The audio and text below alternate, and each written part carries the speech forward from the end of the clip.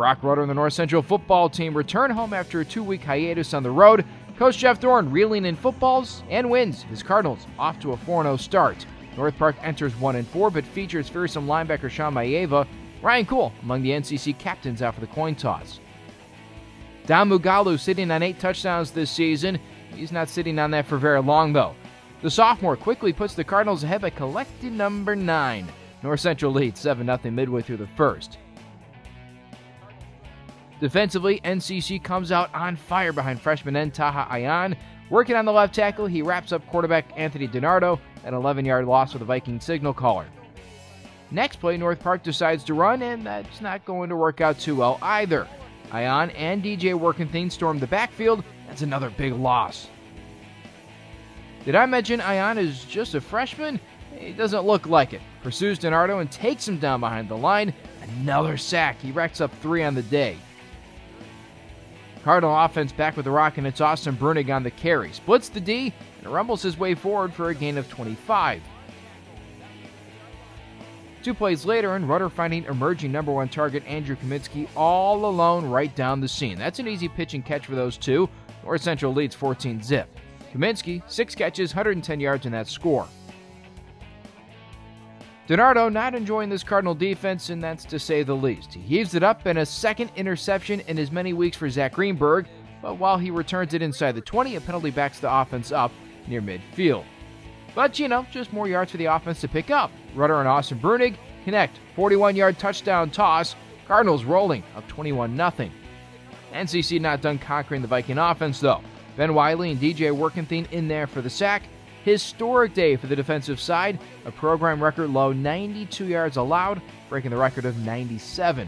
Special teams also doing special things. Matt Sutherland both blocks the punt and attempts to recover it.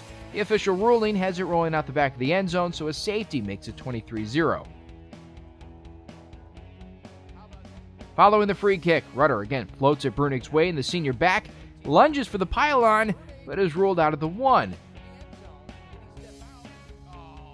But if you're not successful at first, try again. Breunig in, 2 touchdowns on the day. NCC goes on to win 33-0, first shutout since 2013. And now up next, Wheaton under the lights.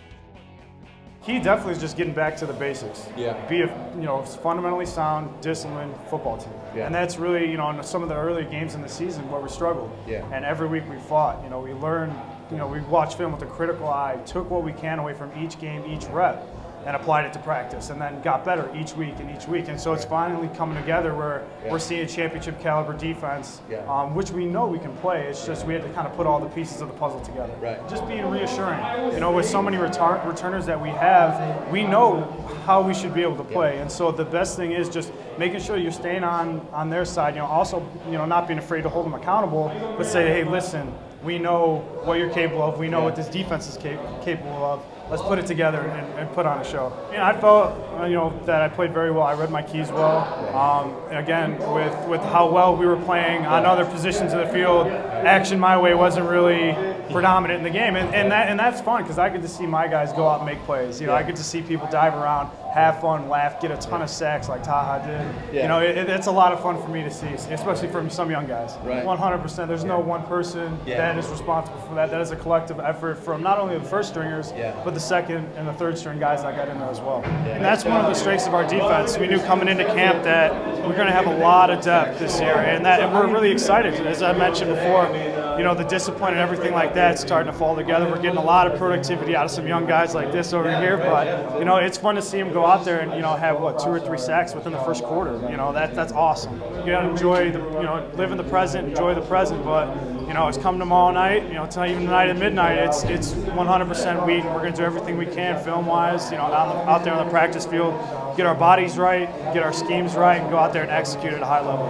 I think it's just like the motivation I get from my family and my friends and my teammates. It's like Ryan Cole. I love the guy. And he was a great leader. I played for him. Shout out to Ryan. I seeing him on the sideline today just made me really happy. Listen to coaches, and it's crazy how crazy it is.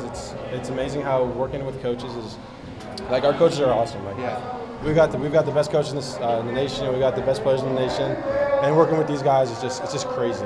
I started playing football my junior year, and then my coaches put me at D-line, and then just coming to linebacker was different. So I wanted to make, instead of sitting on the sideline, I wanted to make an impact for the team, and I took the sacrifice of going back to D-line, and it works amazing. I love it. I can't put it into words, but like we've got a goal, and our goal is to get the national championship. We're ranked 4th right now, but you know, the sacks and everything was great. The records are great, and it's going to stay in the books. But now it's time to move on. The game's over. Now we got Wheaton next week, so we're coming for them. You know, we're continuing to improve every single week. You know, we're doing our best we can. This one, you know, there's still a lot we can improve on. So it's awesome knowing that we're getting these, and we're still not playing to our best of our ability. So then we can be by the time we're in the playoffs and where we need to be our best. You got a freshman starting to the left of you. How's he doing? He's doing a really good job. He's going to be a very, very good football player one day, and you know, he's just improving every single week. You know, obviously with any freshman, there's like, you know, learning curve. You know, but like he's come on better than any freshman I've seen through my time.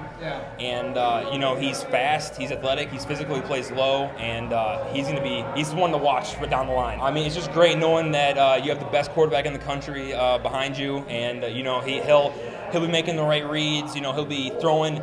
His accuracy is just, you know, is incredible. You know, in practice, and you see it in games, but in practice, he brings it every day. And you know, he has this intensity to him, has this flair to him. We love blocking for him.